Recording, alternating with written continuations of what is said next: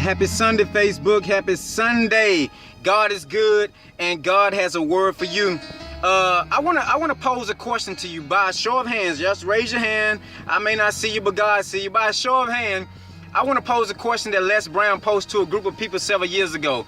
If you had your life to live it over again, would you live it with more passion, with more drive, with more love, and guess what? With more forgiveness? Yes, I said forgiveness.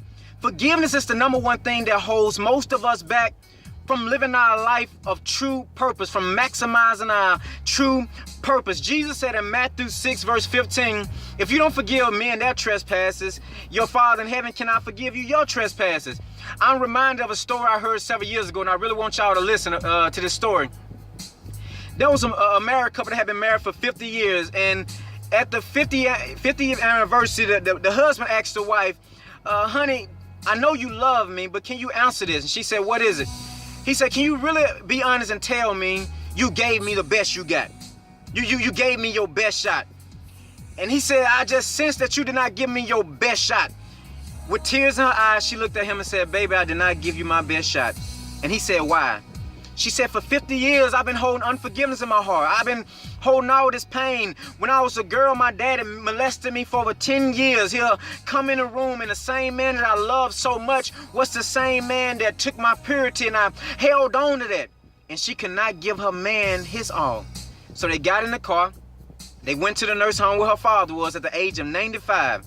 He had went blind. She held her father's hand and prayed with him and said, Father, I forgive you. I forgive you. All them years you hurt me, I forgive you. I'm not holding to your charge. You did what you did. I got a good husband. I got a good God that I'm serving. I forgive you. She was healed that day. But just imagine, she waited 50 years to get healed.